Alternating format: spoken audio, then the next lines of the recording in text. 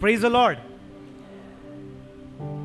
सो आज का ये दिन, एक सुंदर संदेश हमने कल परमेश्वर के दास के द्वारा सुना, और दुख भोग सप्ताह का जो आरंभ है खजूर रविवार को भी एक अच्छा संदेश हमने सुना। और आज उस क्रम में, दुख भोग सप्ताह पैशन वीक के क्रम में, हम गुरुवार के दिन में आ पहुंचे हैं। और आप में से बहुतेरों को ज्ञात होगा, अवगत होगा, आपने पढ़ा होगा कि आज के दिन में क्या कुछ घटनाएं हुई। आशा है पावर पॉइंट में, स्लाइड में आपको सारी बातें दिख जाएंगी। आज बहुत कुछ हुआ, बहुत सी घटनाएं आज हुई। यदि आप बाइबल में पढ़ते हैं तो कुछ बातें मैं आपके बीच में रखना चाहूंगा। आज के ही दिन प्रभु यीशु मसीह ने अपने चेलों को, खास तौर पर पतरस और यूहन्ना को आदेश दिया कि फसह के पर्व की तैयारी करें। पास्का भी कई लोग बोलते हैं, कई लोग इसे लांगन पर्व भी कहते हैं। बाद में आपको बताएंगे उसका तात्पर्य क्या होता है। परमेश्वर अपने चेलों को कहते हैं कि आप जाइए और तैयारी करिए फसह के पर्व के लिए। यह एक बड़ा आदेश या आज्ञा अपने चेलों को परमेश्वर ने दिया। फिर उसके बाद आप आगे बढ़ेंगे। प्रभु यीशु मसीह भोजन के पूर्व, इससे पहले कि फसह के उस भोजन को खाने के लिए बैठे, अपने चेलों के पैरों को वो धोते हैं। यह भी बहुत ही दिलचस्प एक घटनाक्रम था जिसका अनुकरण आज भी कई कलीसियाओं में किया जाता है। कलीसिया में लोग आते हैं और पाज़बान उनके पैरों को, और या फिर जो प्राचीन होते हैं वे कलीसिया के जो बड़े होते हैं, और फिर सब कोई एक दूसरे के पांव को धोते और कपड़े से पोंछते हैं। यह एक बहुत ही महत्वपूर्ण घटनाक्रम है कई कलीसियाओं में, जिसको पारंपरिक रीति से लोग मानते और पूरा करते हैं। कई कलीसियाओं में तो हर महीने इस अभ्यास को किया जाता है, लेकिन अधिकतर जगहों पर इस गुरुवार के दिन में ऐसा होता है। फिर आगे आप बढ़ेंगे। आज के ही दिन में जो फसह का पर्व था, जिसे प्रभु यीशु मसीह ने प्रभु की मेज की सेवा में परिणित किया, या कहें प्रभु के मेज की सेवा, पहला भोज आज के दिन हुआ। मतलब प्रभु भोज जो हम हर दूसरे रविवार महीने के मनाते हैं और जो कल हम लेने वाले हैं, इसका पहला उद्घाटन या आरंभ आज के दिन दुख भोग सप्ताह में प्रभु यीशु मसीह और चेलों के द्वारा किया गया। उन्हें रोटी तोड़ी, चेलों को दिया, दाखरस लिया, चेलों को दिया। और कई बार उसमें से आप संदेश को हमारे वरिष्ठ पासबान के द्वारा सुन चुके हैं। आज के ही दिन उसका स्थापना आरंभ हुई। आगे आप बढ़ेंगे। आज के ही दिन जो भविष्यवाणी यहूदा के द्वारा पकड़ाए जाने के विषय में प्रभु यीशु मसीह ने की, कि यहीं पर वो बैठा है, इस रोटी में से जो तोड़ रहा है मुझे क्या करेगा, पकड़वाएगा। और न केवल यह भविष्यवाणी और प्रेडिक्शन, लेकिन साथ में यह भी कह दिया कि पतरस तू मेरा इनकार करेगा। प्रभु मैं, हां तू। उसे खुद पर विश्वास हुआ कि मैं कैसे प्रभु का इनकार करूंगा। लेकिन समय जब आया, वो प्रेडिक्शन भी पूरा हुआ। यहूदा ने यीशु को पकड़वाया और पतरस ने यीशु का इनकार किया। इसकी भविष्यवाणी आज के दिन हुई। फिर आप आगे बढ़ेंगे। सबसे बड़ी आज्ञा कौन सी? सबसे बड़ी आज्ञा तो अपने लिए कोई मूर्ति खोद कर ना बनाना। सबसे बड़ी आज्ञा कौन सी है? पहली सबसे बड़ी आज्ञा बताइए। हाँ, अपने बाइबल कॉलेज के विद्यार्थी ना बताएं, हमारे विश्वासी है, उनको अवसर मिलना चाहिए। या which is the greatest commandment?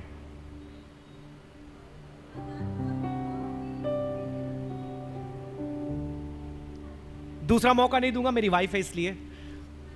दूसरों को दूसरा मौका। यस सिस्टर लिनी।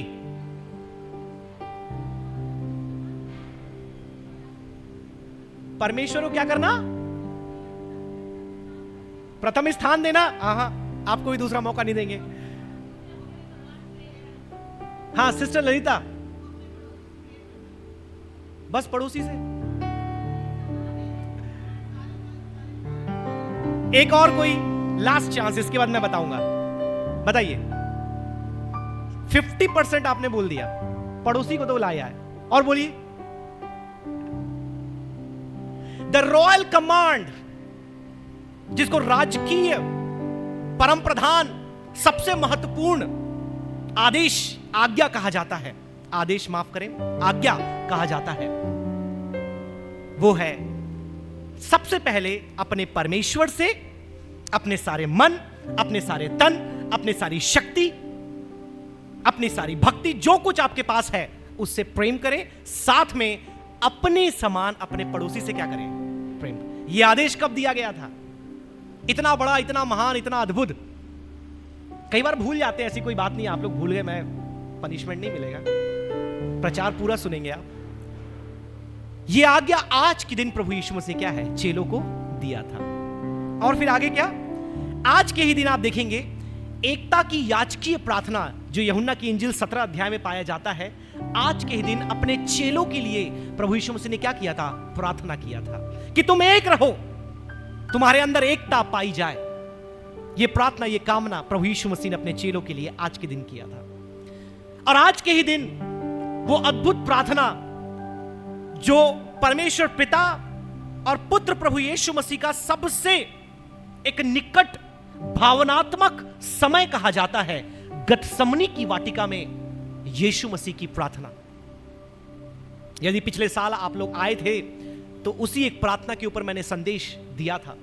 आज के दिन वो प्रार्थना प्रभु यीशु मसीह करते हैं, गतसमनी की वाटिका में जाते हैं और क्या करते हैं, प्रभु यदि तू कहे ये कटोरा हट जाए तो इसे हटा दे, लेकिन फिर भी मेरी नहीं वरन तेरी इच्छा पूरी होने पाए। अपने पिता से, अपने प्रभु से, अपने सृष्टिकार से, सारे तावतों से ये प्रार्थना करके वो कहते हैं कि तू हटा दे, गतसमनी की वाटिका की प्रार्थना। और आज के दिन यहूदा प्रभु यीशु मसीह को पकड़वाता है, उसे आलिंगन करता है, उसे चुम्बन देता है और पकड़ने वालों को बताता है कि ये है वो यीशु, तुम जिसे पकड़ो। आज के दिन जैसे ही वाटिका से प्रार्थना करके निकलते हैं और आकर उसे पकड़ लिया जाता है। और फिर उसके बाद मेलकस, मतलब एक चमत्कार भी होता है आज के दिन। मेलकस, पतरस तलवार निकालता है, उसे कान को काट देता है। प्रभु यीशु मसीह उसे कान को क्या करता है, ज्यों का त्यों कर देता है। एक चमत्कार आज के दिन होता है। फिर अब आगे बढ़ेंगे। आज के ही दिन अनानास कैफास के पास प्रभु यीशु मसीह को पेशी के लिए लेकर जाता है, जो प्रधान महायाजक थे। और आज के ही दिन फिर पतरस इनकार, जो भविष्यवाणी की जाती है उसका इनकार किया जाता है। और अंत में आज के ही दिन उसे पिलातुस के पास पेशी के लिए लेकर जाते हैं। इतने सारी घटनाएं हुई है, इन सब के ऊपर विचार कर पाना संभव नहीं है। लेकिन इन सारी बातों में सबसे महत्वपूर्ण बात, जो प्रश्न मैंने आपसे किया, यदि मैं आपसे पूछूं, आपको क्या लगता है इन सभी घटनाक्रमों में सबसे इंपॉर्टेंट बात आज हमारे लिए क्या है? शायद आपके लिए भी बोल पाना मुश्किल होगा। जितना मेरे लिए मुश्किल था उसे चुन करके प्रचार तैयार कर पाना, उतना ही मुश्किल आपके लिए होगा कि ये 8-10 बातों में से कौन सी बात सबसे ज्यादा महत्वपूर्ण है। लेकिन कुछ लोगों को अंदेशा हो गया होगा, वो बात जिसकी आज्ञा प्रभु यीशु मसीह ने हमें दी है। और मैंने कहा वो महान आदेश, ये आपके सामने, या come to the Franklin, are you there? Maundy Thursday, सबसे पहले स्लाइड में आपने देखा होगा, वहां लिखा था माउंडी थर्सडे। माउंडी जो शब्द है ये लैटिन भाषा के एक रूट वर्ड से आता है, मुख्य शब्द से आता है, जिसका मतलब होता है मैंडेटम। मैंडेटम का अगर आप अंग्रेजी में अनुवाद करें तो होता है मैंडेट। मैंडेट, मैंडेट का हिंदी अनुवाद करें तो उसका अर्थ होता है आज्ञा। कई लोग इस गुरुवार को केवल मामूली गुरुवार नहीं कहते या पवित्र गुरुवार नहीं कहते, इसे कहते हैं मौंडी गुरुवार। क्यों बोलते हैं मौंडी गुरुवार? क्योंकि सबसे महत्वपूर्ण बात जो आज के दिन हुई वो ये है कि हमारे स्वामी ने, हमारे प्रभु ने, प्रभु यीशु मसीह ने हमें एक आदेश दिया है, एक मैंडेट दिया है।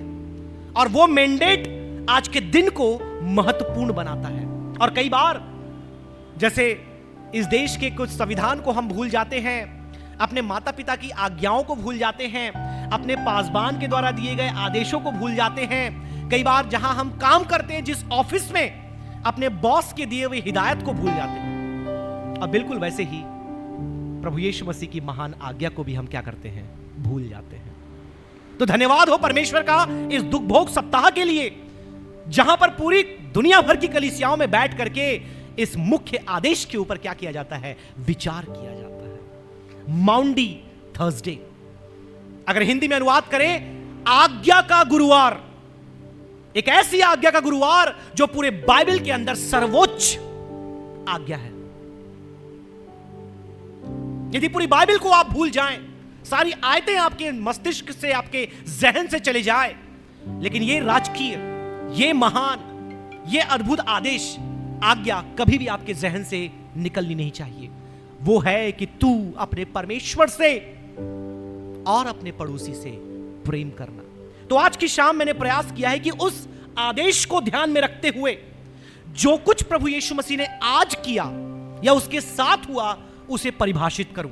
मैं फिर से दोहराना चाहूंगा इस बात को, उस आज्ञा को केंद्र में रखते हुए जो कुछ आज के दिन प्रभु यीशु मसीह ने किया या उसके साथ हुआ उसे प्रेम की भाषा में परिभाषित करना चाहूंगा।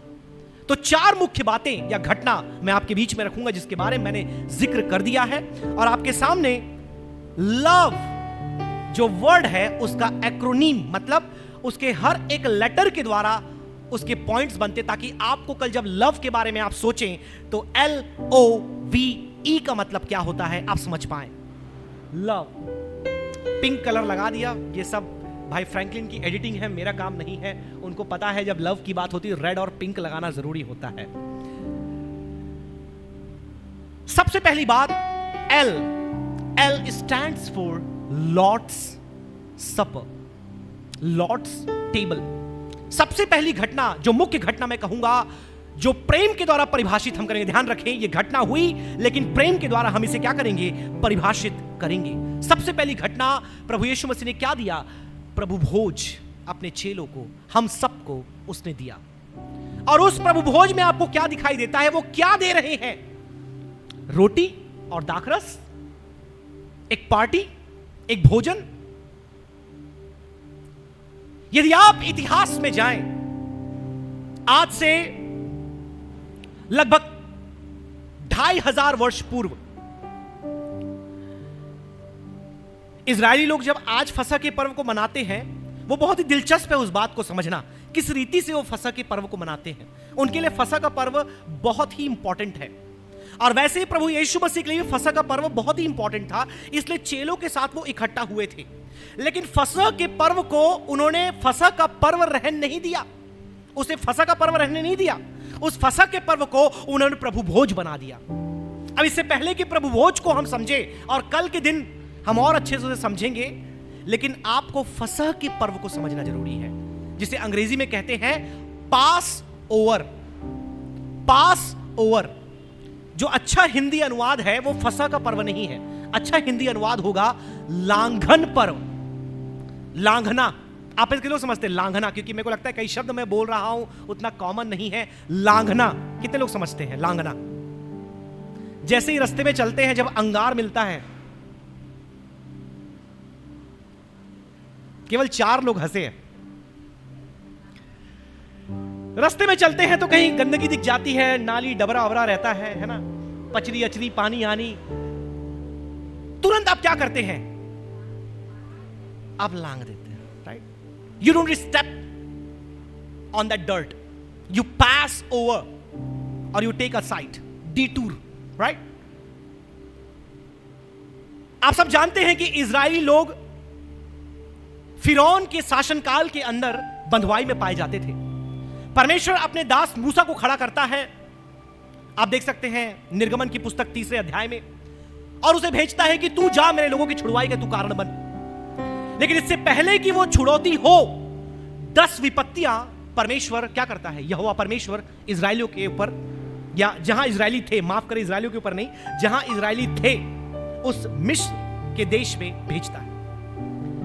जब मिस्र में भेजता है तो 1 2 3 4 5 6 7 8 9 विपत्तियां हो जाती है। अंतिम विपत्ति अब आती है। कोई बताएगा लास्ट? अगेन विद्यार्थी नहीं, हमारे विश्वासियों से मौका मिलेगा। Which was the last?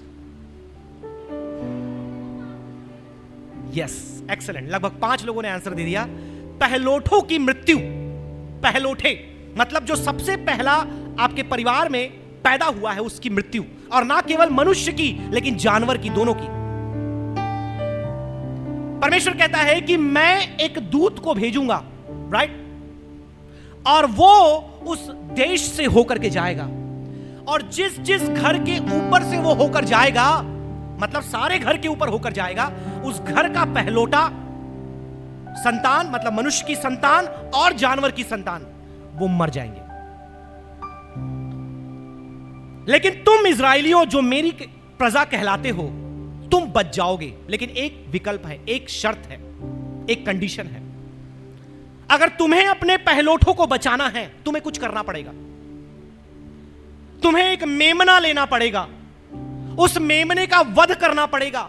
उसके वध के उपरांत उसके लहू को लेकर के चौखट और आलंगों में लगाना पड़ेगा, ताकि जब वो मृत्यु का दूत तुम्हारे घर के ऊपर से होकर के जाए और उसे लहू दिखे तुम्हारे चौखट और आलंगों में, वो क्या करे? तुम्हारे घर को लांघ दे। Hallelujah, praise the Lord. उस लहू के कारण, जो लहू तुम लगाओगे, वो मृत्यु का दूत तुम्हारे घर के ऊपर से लांघ जाएगा और तुम्हारे पहलोठे बच जाएंगे। लेकिन तुम्हें करना यह होगा, तुम्हें मेमने का वध करना पड़ेगा, उसके लहू को लगाना पड़ेगा और उसे भूंज करके, मटन करी नहीं बनेगा, अभी बना था कहीं, उसे उबाल कर नहीं, उसे करी बना करके नहीं, लेकिन उसे भूंज करके तुम्हें खाना होगा। और अगर तुम नहीं खा पाओ, मानो तुम्हारे घर में उतने लोग नहीं है, बाप बेटा है, मां बेटा है, मां बेटी या 2-3 लोग हैं, अब पूरा मेमना खाए कैसे? तो पड़ोसी के साथ मिलकर खाना। लेकिन एक भी कतरा उसका बचना नहीं चाहिए या फेंकना नहीं चाहिए। और ना केवल उस मेमने को, लेकिन उसके सिर को, उसकी अतड़ियों को, उसके हर एक अंग को तुम्हें खाना है और खत्म करना है, और कड़वे साग पात के साथ। भूंज के तो कोई भी खा दे, खासतौर पर हमारे पूर्वज, जब आग की उत्पत्ति हुई उसके बाद बताया जाता है भूंज करके खाने का, तो कोई भी खा ले। कड़वे साग पात के साथ आपको उसे खाना है, एक कतरा उसका बचना नहीं चाहिए। अगर तुमसे ना हो तो पड़ोसी के साथ मिलकर के उसका बलि करो, रक्त चढ़ाओ, तब तुम्हारा पहलोठा, चाहे तुम्हारा जानवर हो या तुम्हारी संतान हो, वो पहलोठा क्या करेगा? बच जाएगा। The angel of death will pass over your house. तब से लेकर के आज तक जो इजरायली यहूदी लोग हैं फसह के पर्व को मनाते हैं, लांघन पर्व को मनाते हैं। लेकिन प्रभु यीशु मसीह को मालूम था कि वो मेमना कौन है? मैं हूं वो मेमना। आमीन, हालेलुया। तुमने वो मेमना मार दिया, उस समय बच गए, लेकिन आज समस्त मानव जाति को बचाने के लिए किससे? उस दूसरी मृत्यु से। मैं हूं मेमना, और मैं अपने आप को तुम्हारे लिए क्या करता हूं? बलिदान करता हूं। तो जो चेले और प्रभु यीशु मसीह, यहां तक कि आप और मैं आज रोटी और दाखरस को तो पीते हैं वस्तुतः, लेकिन उसके सार में, उसके परिभाषा में, उसके अर्थ में, उसकी गहराई में हम प्रभु यीशु मसीह के रक्त और उसके देह के सहभागी होते हैं, ताकि वो मृत्यु हमारे ऊपर से क्या हो जाए? पास ओवर, लांघ जाए। इसीलिए लॉर्ड्स टेबल को मैं प्रेम की भाषा में परिभाषित करूं, लव थ्रू सैक्रिफाइस। प्रभु यीशु मसीह ने वो प्रेम कैसे दिखाया? इससे पहले कि आपको आज्ञा दे, उसने अपने जीवन में उस प्रेम को दिखाया। किसके द्वारा? बलिदान के द्वारा, अपने आप को कुर्बान करने के द्वारा। जब वो रोटी दे रहा था, उसे मालूम था उसकी देह को मारा जाएगा, तोड़ा जाएगा। जब वह दाखरस दे रहा था, उसे मालूम था उसके देह का एक एक कतरा बहाया जाएगा। लव थ्रू सैक्रिफाइस एक इब्रानी शब्द है पास का, जिसके बारे में आपको बता रहा था, पास ओवर। आज हमारे जीवन में अगर आप आज यहां बैठे हैं, आपको अनंत जीवन मिला है, क्योंकि परमेश्वर के कोप की मृत्यु आपके ऊपर से लांघ चुकी है। आमीन, हालेलुया। क्योंकि यीशु का लहू आपके ऊपर लगा है। Praise the Lord. उस मेमने का लहू आपके ऊपर लगा हुआ है, इसलिए परमेश्वर के दंड की मृत्यु आपके ऊपर नहीं है। आप अनंत जीवन के वारिस बन चुके हैं। Love through sacrifice. समय आगे बढ़ रहा है। The second letter after L, that is O. Lord's Supper. With O you have obedience in Gethsemane. Obedience in Gethsemane. गत्समनी की वाटिका की जो प्रार्थना है वो कोई मामूली प्रार्थना नहीं थी। उस प्रार्थना में एक निवेदन था, एक याचना थी। वो याचना क्या थी कि ये जो कटोरा है तेरे कोप का, तेरे दंड का, तेरे क्रोध का, यदि चाह तो मेरे सामने से तू क्या कर, इसे हटा दे। क्योंकि यीशु मसीह को दिख रहा था कि कुछ ही पलों के बाद वो वेदना, वो पीड़ा, वो दुख, वो दर्द, वो मृत्यु अपने परमेश्वर पिता से अलगताई उस कलवरी के क्रूस पर जो यीशु सहन करने वाला था उसे दिख रहा था। उसने बोला कि कोई और तरीका है तो ये कटोरा मेरे सामने से हटा दे। प्रार्थना किया लेकिन परमेश्वर के प्रति आज्ञाकारी बना रहा। अपने पिता के प्रति प्रभु यीशु मसीह आज्ञाकारी बना रहा। इसलिए मैंने कहा ओबीडियंस इन गेत्सेमनी, गत्समनी की वाटिका में आज्ञाकारिता। और आज्ञा मानने के द्वारा उसने क्या किया, अपने प्रेम को दिखाया। किसके प्रति? अपने पिता और अपने लोगों के प्रति। अगर उस दिन वो कटोरा वहां पर से हटा दिया जाता, आप सोचिए मानव जाति का क्या होता। अगर उस दिन वो कटोरा वहां से हट जाता, आप सोचिए प्रभु यीशु मसीह के अलावा कौन आपके लिए अपने आप को कुर्बान करता। उसने कहा मुझे मालूम है इस क्लेश से मुझे होकर के जाना है, लेकिन प्रभु यदि तू चाहे इस कटोरे को हटा दे, लेकिन मेरी नहीं वरन तेरी इच्छा पूरी होने पाए। और उसने उस कटोरे को पी लिया। मेरे प्रियो, ओबीडियंस इन गेत्सेमनी। और आप देखते हैं love through intense prayer, love through obedience. पहले उसने अपने प्रेम को दिखाया बलिदान के द्वारा, फिर उसने अपने प्रेम को दिखाया आज्ञाकारिता के द्वारा। इससे पहले कि आपको और मुझे वो आदेश दे कि अपने परमेश्वर पिता से प्रेम करो, एक दूसरे से प्रेम करो, उसने प्रेम को दिखा दिया उस बलिदान के द्वारा, उस आज्ञाकारिता के द्वारा। आज दुनिया में लोग प्रेम को अलग अलग तरीके से परिभाषित करते हैं, लेकिन प्रभु यीशु मसीह ने ना केवल प्रेम का आदेश दिया, लेकिन प्रेम को अपने जीवन में पूरा करके दिखाया ताकि आपको मुझे मालूम चले प्रेम कैसे करना है। आजकल तो लोग दिन में 24 घंटे होते हैं ना, 48 भर, और 48 भी कम बोल दिया मैंने, 1000 बार I love you, I love you, I love you बोलते हैं। बोलते कि नहीं भाई सोलंकी? बोलते हैं ना? नहीं देखा आपने?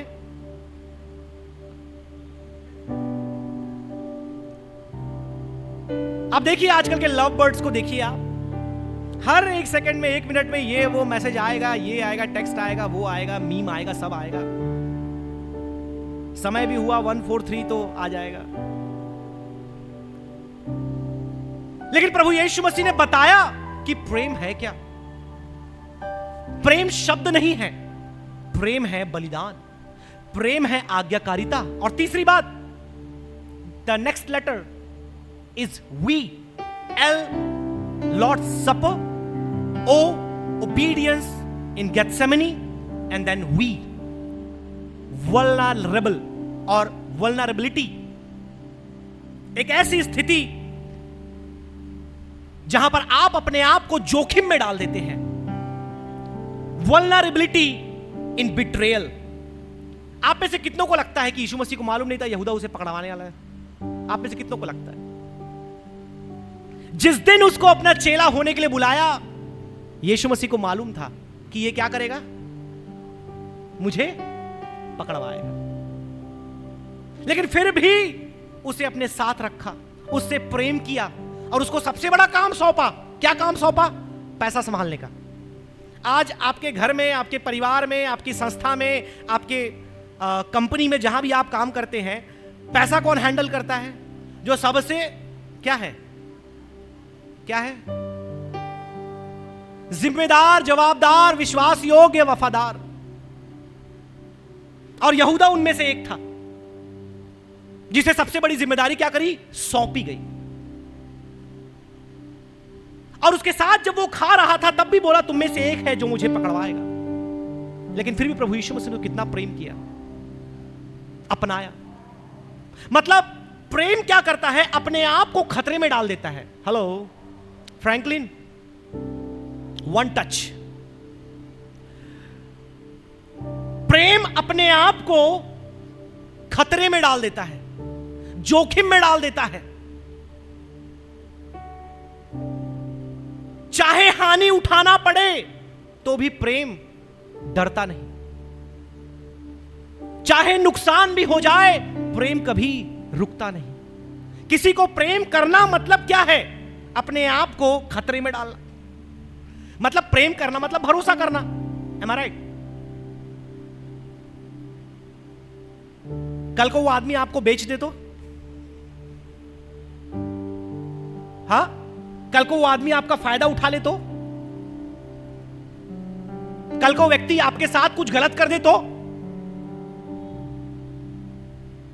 यीशु मसीह को मालूम था that this man, this individual is going to betray me. But he made himself so vulnerable in a place of danger, in a place of risk. And he loved Judas.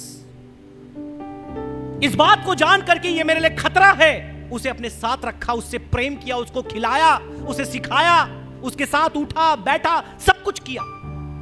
You know why? Love through vulnerability. आप सोचिए, प्रेमी युगल का तो कई example आपको दे सकते हैं। आज कितने ऐसे जवान हैं जो अपनी जिंदगी बर्बाद कर देते हैं केवल मोहब्बत के कारण। हेलो, ये बहुत बुरा उदाहरण है, लेकिन आपको बताना चाहता हूं मैं, प्रेम करने का क्या दाम चुकाना पड़ता है। कितने जवान अपनी जिंदगी बर्बाद कर देते हैं, बर्बाद करवा देते हैं ओनली बिकॉज ऑफ लव।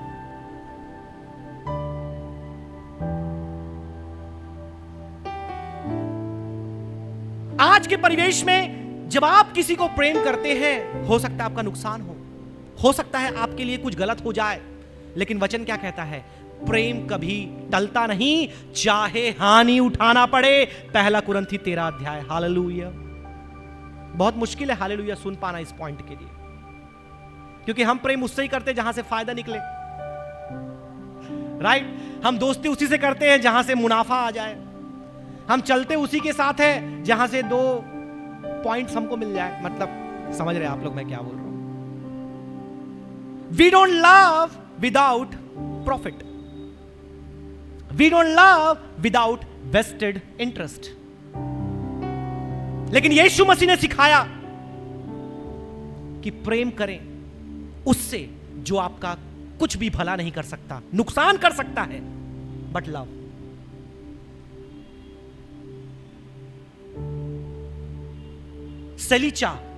सेलिचा एक इब्रानी शब्द है जिसका तात्पर्य होता है फॉरगिवनेस, क्षमा। ये जो सेलिचा वर्ड है ये बहुत ही इंपॉर्टेंट है, क्योंकि ये कोई मामूली क्षमा नहीं है। ये क्षमा एक ऐसा क्षमा है जिसने आपका नुकसान कर दिया। मतलब निश्चित तौर पर आपका आर्थिक तौर पर, शारीरिक तौर पर, भावनात्मक तौर पर आपका नुकसान कर दिया, आपको चोट पहुंचा दी, आपको तोड़ दिया, लेकिन आपने उसे क्या कर दिया? सिलीचा, आपने उसे क्षमा कर दिया, आपने उसे माफी दे दी। अब संसार के संदर्भ में निकलकर परिवार के संदर्भ में आते हैं। कितने लोग यहां पर बैठे हैं, कईयों को पारिवारिक जीवन जीते जीते आज 50, 60, 70 साल हो चुके हैं। कई लोग जवान हैं यहां पर, लेकिन यदि अनुभवी लोगों से मैं पूछूं कि कौन सी एक ऐसी बात है जो आपके रिश्ते को आज भी बनाकर रखी है, पता है क्या बोलेंगे? प्रेम नहीं बोलेंगे, बलिदान भी नहीं बोलेंगे, रोज डेट पर गए वो भी नहीं बोलेंगे। क्या बोलेंगे? बोलिए ना, क्या बोलेंगे? आप क्यों आज भी साथ में? आपका बेटा आपके साथ क्यों है? आपका पति आपके साथ क्यों है? आपके दादा दादी या नाना नानी, आपके पूरा परिवार आज एकजुट क्यों है?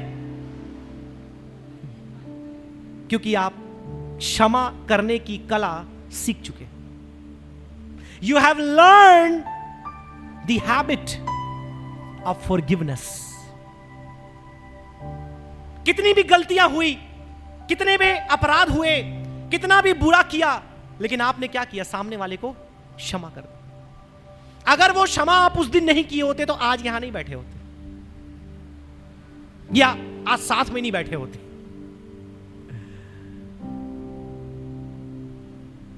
बच्चा कितनी बार भी गलती करे, एक पिता, एक माता उसे क्या करती है? माफ करती है, क्षमा करती है। गिव वन मोर चांस, एक और मौका। एक भाई बहन आपस में कितना भी एक दूसरे से लड़े, झगड़ा करे, बुराई करे, 2 दिन बात ना करे, लेकिन क्या करते हैं? माफ करते हैं। यहां सिलिचा जो वर्ड है is not just among people who are blood related, केवल जिनके पास खून का रिश्ता है, केवल उनके लिए नहीं है। यहां पर जब ये वर्ड इस्तेमाल किया गया है, इट्स फॉर एवरीवन, हर एक व्यक्ति के लिए। सिलिचा, forgiveness, vulnerability in betrayal. Jesus showed the love by standing in a place of vulnerability despite knowing the fact that he would be betrayed. उसे मालूम था धोखा दिया जाएगा, लेकिन उसने अपने आप के, अपने जीवन को जोखिम में डाला। अंतिम बात, letter E, exemplifying service. exemplifying service मतलब सेवा क्या होती है, अपने जीवन के द्वारा उसने, अपने कर्मों के द्वारा उसने हमको दिखाया। आज तो बहुत बार सेवा दूसरों से कैसे करानी है हमको बहुत अच्छे से आता है। यहां की सफाई कैसे होनी चाहिए, ये चेयर कैसे लगने चाहिए, खाने का टेबल कैसे लगना चाहिए, सर्विंग कैसे करनी चाहिए, क्या हम सबको अच्छे से सिखा देते हैं। लेकिन धन्यवाद हो हमारे प्रभु यीशु मसीह का, उसने आदेश दे के नहीं सिखाया, उसने करके सिखाया कि पैर कैसे धोना है। आजकल तो पेडिक्योर और मैनिक्योर बहुत हम करवाते हैं, राइट। जब सनबर्न हो जाता है, जब है ना ज्यादा चल लेते हैं, घूम जाते हैं, सीधा पहुंचते हैं पार्लर, गर्म पानी में डाले और 1 घंटे के लिए फुर्सत। लेकिन उसका जो मूल अर्थ है, जो प्रभु यीशु मसीह ने अपने चेलों के पैर धोए, क्या बताना चाह रहा है? क्योंकि प्राचीन समय में पैर बड़ा नहीं धोता था, छोटे लोग बड़ों का पैर धोते थे। और आज भी कई संस्कृति में आप जाएंगे ऐसा ही होता है। लेकिन यीशु मसीह ने क्या कहा? मैं गुरु हूं, मैं तुम्हारा रब्बी हूं, या शाब्दिक अर्थ बोलूं, मैं तुम्हारा मसाया हूं, मसीहा हूं, लेकिन मैं तुम्हारा पैर धोता हूं। इसका मतलब कल को तुम जब अगुवे बन जाओ, तुम जब बड़े हो जाओ और तुम्हारे साथ लोग रहें, ऐसा ना हो कि वो तुम्हारी सेवा करें। वो तुम्हारी सेवा करेंगे, लेकिन तुम्हारा मन, तुम्हारा जीवन उनकी सेवा करने वाला हो जाए। आमीन, hallelujah. Love through humility, love through humility, नम्रता, सेवा भाव के द्वारा यीशु ने क्या किया? प्रेम को परिभाषित किया। कल को यदि लोग आपसे पूछे प्रेम क्या है, आप कलवरी क्रूस को दिखा देना, और पूछे समझ नहीं आया ये क्या हुआ, तो उनको बोल देना बलिदान प्रेम है, प्रार्थना आज्ञाकारिता प्रेम है, अपने आप को जोखिम में डाल देना अपने भाई के लिए प्रेम है, नम्रता, सेवा भाव क्या है? प्रेम है। आज के समय में यदि कोई एक शब्द सबसे ज्यादा दुरुपयोग किया गया है तो वो है प्रेम। लगभग 4 साल पहले मैंने प्रचार किया था इस विषय के ऊपर। सबसे दुरुपयोग किया गया जो वर्ड है वो है प्रेम। और 2016 में इंस्टाग्राम में सबसे अधिक टैग किया गया जो शब्द है वो भी है लव, प्रेम। उसके बाद का सर्वे में पढ़ा नहीं, 2016 का मैंने पढ़ा था तो मैंने आपको बताया। तो जितना इस शब्द का उपयोग हो रहा है उतना लोग इसके बारे में अज्ञान है, उतना लोग इसके बारे में नहीं जानते, उतना लोग इसका दुरुपयोग करते हैं और इसके द्वारा अपने लिए क्या करते हैं? पाप का माध्यम निकालते हैं। यीशु मसीह ने बताया प्रेम क्या है। 4 पार्ट आपके सामने रख करके अपने शब्दों को विराम देना चाहूंगा, क्योंकि ये संदेश सुनकर आप जाएं और यदि आप कोई लेसन लेकर ना जाए तो कोई मतलब नहीं है। 4 सरल पार्ट की आज आपको क्या करना चाहिए। सबसे पहली बात, exalt Jesus for his great sacrifice. प्रभु यीशु मसीह के महान बलिदान के लिए क्या करें? परमेश्वर की बड़ाई करें, परमेश्वर की महिमा करें, उसकी आराधना करें, उसका धन्यवाद करें कि उसने आपके लिए अपने आप को बलिदान करने के लिए पकड़वा दिया। बलिदान कल होगा, आज उसने पकड़वा दिया। दूसरी बात, एम्बॉडी प्रेयर। अपने खुद के जीवन में प्रार्थना को क्या करें, अपने शरीर का अंग बना लें। हेलो, समझ नहीं आया आपको? एम्बॉडी प्रेयर मैं लिटरल ट्रांसलेट कर रहा हूं। एम्बॉडी प्रेयर मतलब प्रार्थना आपकी आदत नहीं, प्रार्थना आपका अंग बन जाए। क्योंकि एम्बॉडी का मतलब जोड़ लेना। जैसे प्रोस्थेटिक्स वगैरह आप लगाते हैं ना, एक्स्ट्रा ऑर्गन बॉडी पार्ट्स, आप एम्बॉडी कर लेते हैं उसको।